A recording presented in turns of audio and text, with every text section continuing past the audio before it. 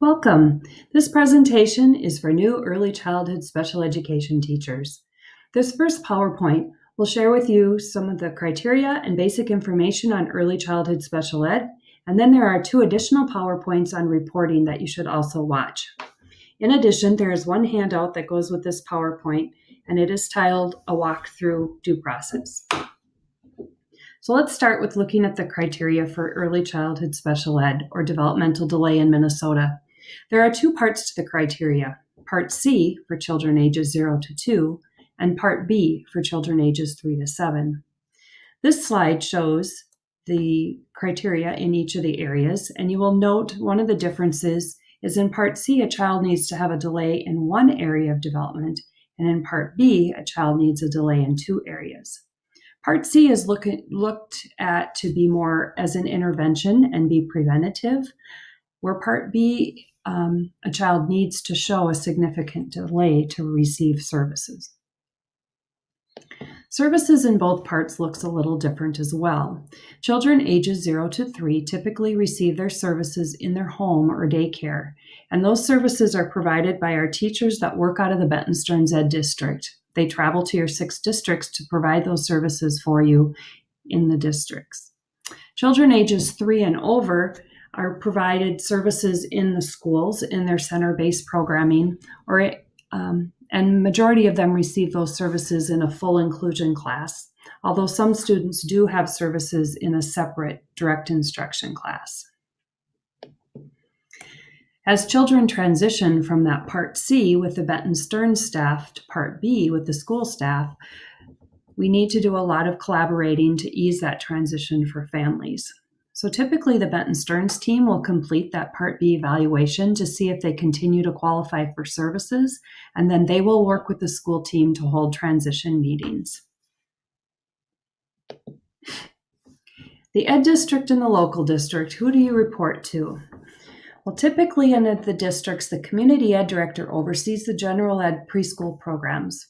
Those are the programs and classes that your special ed kids are being transitioned into, being integrated into. And then the building principal is usually responsible for the supervision of the special ed staff or the early childhood special ed teacher. In addition, some of our districts have an early childhood director who oversees those gen ed programs and works closely with the special ed team on that inclusion.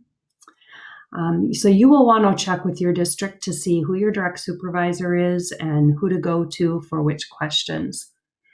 In addition, each district has a special ed coordinator from the Benton Stearns Ed District, and that person would be your first contact for assistance with your special ed questions.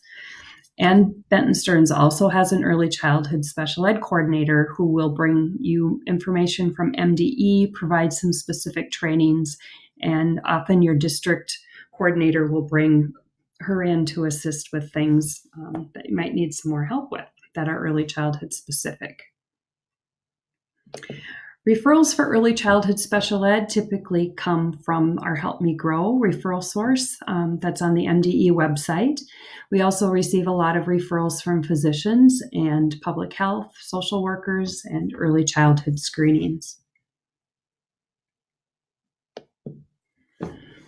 Okay, the referral process for 3 to 5s. Some of our districts have referral evaluation teams, and other districts there is one person and you are the one that is doing it all. So I'm going to go through this quickly, and there's some guidance with more detail that you can refer to as you need help. And a lot of these resources are on our Benton Stearns website, resource guide. So if you go to our main page of the Benton Stearns Ed District, there's this button here called resource guide.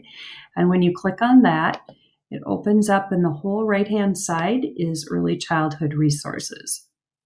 So the top part is just some general information for all early childhood special ed teachers, how to make a cold call if you're calling a referral and the parent doesn't know you're calling. How do you determine if a condition automatically qualifies a student?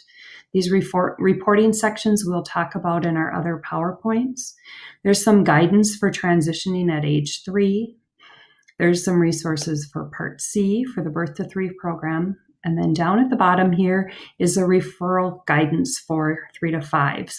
And so this first document called Early Childhood Referrals walks you through how do you accept How do you accept a referral from the Help Me Grow system? What do you need to do?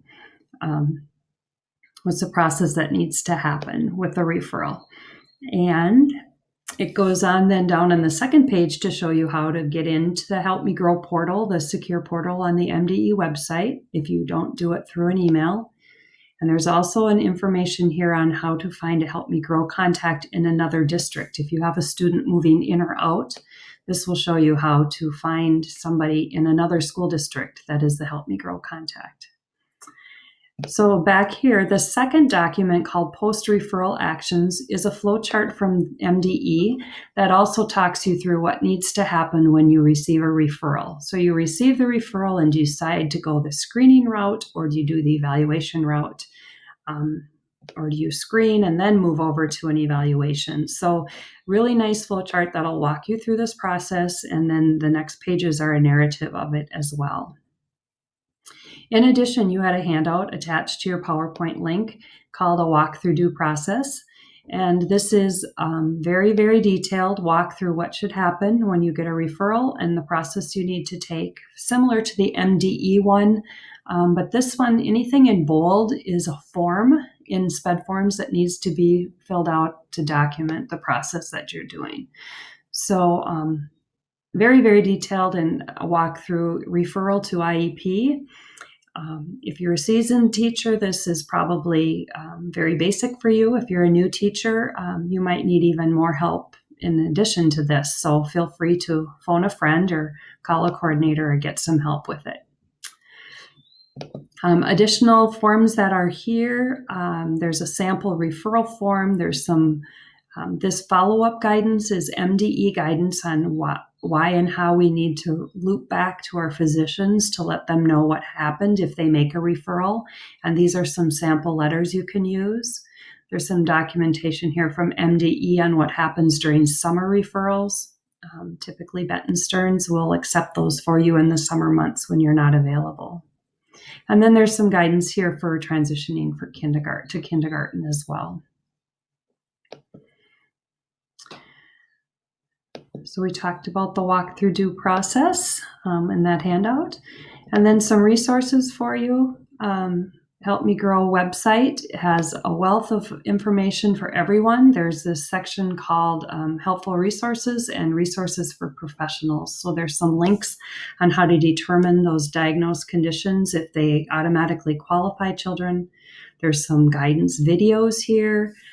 How to have those tough conversations with parents when you have a referral.